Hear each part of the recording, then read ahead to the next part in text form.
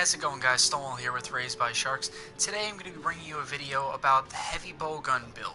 So I had a lot of fans requesting this build, and most notably Elmo Hammer. He had spoken about it, and I talked to him telling him that I would bring him this video.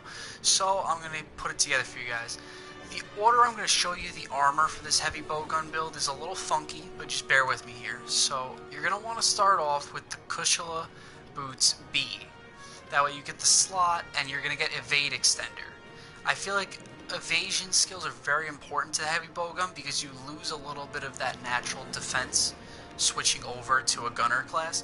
So you make up for it with evasion skills so that way you don't get hit at all, especially once you get good with them. So then after that you're going to want to go down and the Gaijinhunter A, because it's going to give you Divine Blessing, which will obviously help you survive some hits, and Evade Window 2. It's very important because now those two alone give you the evasion skills that you'll need, and you won't need it from anything else.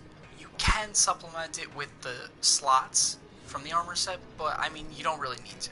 Okay, now for the obvious part of the set. So you're going to want that Xenojiva Divinity because it'll sometimes just straight up save you ammo, and because of the whole nerf to the way that you can craft slicing ammo on the go, you're going to want to save ammo through that so that way you can keep your slicing ammo. Because the update nerfed slicing ammo, but not enough that it's not still great. It just went from being overpowered to being still great ammo. So, you know, between the nerf on being able to craft those on the go and just in general saving you a lot of supplies and, you know, keeping your ammo count up, you're going to want the Xenojiva Divinity. Plus, Xenojiva armor has some pretty good stuff on there. So the helmet you're going to want to go with. I prefer the A, so that way you can get the special ammo boost and a slot. Then you're going to go with the claws, which this one is the one that you can choose whether you want the A or B. It's up to you.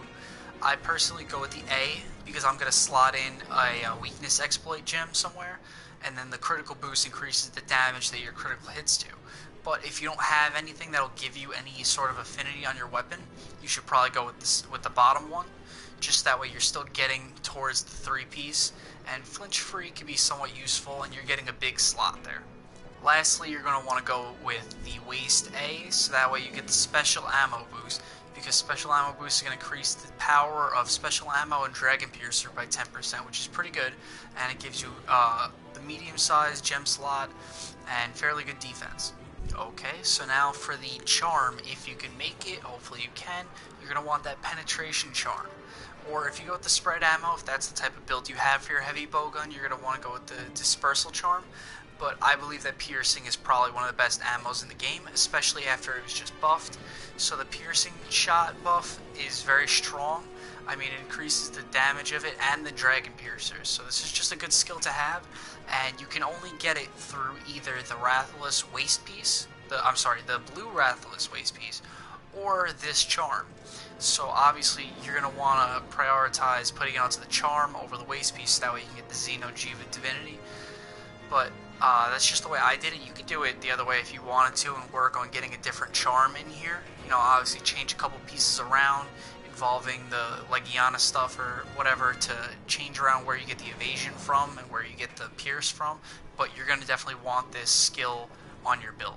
So the heavy bowgun that I went with after the update is still the Kadachi Line 3, because, I mean, even with the slight nerf to slicing ammo and stuff, the stuff that got buffed makes this gun even better in my opinion. Plus, there's those jewels that you can slot in that give you access to different types of ammo, so like I can put in, I actually have one that allows me to gain access to the poison ammo, which I normally wouldn't have for my heavy bowgun because it doesn't have it. You know, you can work around with whatever heavy bowgun you want. Like, I put a heavy emphasis on paralysis. I feel like it's probably the best status that you can get in the game.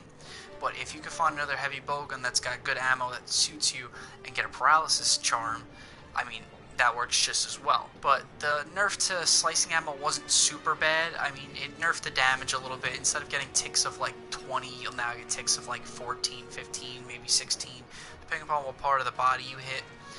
It's still very strong, and they buffed some other ammo types, so your DPS isn't really going to fall off at all. It might even go up a little bit, because I believe they buffed Sticky. I know for a fact, though, that they buffed Pierce and the elemental damage, including a big buff to the dragon ammo. Dragon ammo needed it because the dragon ammo was pretty garbage before, but now it's okay. I still don't really use it too much because it's too slow, but the damage on it now is at least pretty good. So between the Xeno'jiiva pieces, you're going to get from the head one small slot.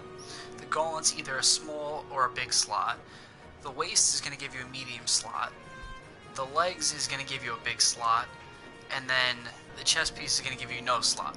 So with that, you have a decent amount that you could work with. You can either add more to the evasion skills if you feel like you need to do that, or you can add on, like I was talking about, those skills to give you different types of ammo, or you can add on attack bonuses, defense bonuses, affinity, different ammo boosts, whatever you feel like you need to slot in there. But I feel like the core of your set is pretty much there with just the armor and the charm. All you have to do is basically just add in whatever fits you the best. So that's all we have for the heavy bowgun build, guys. If you liked the video, leave a like and subscribe to Raised by Sharks. Thanks for watching.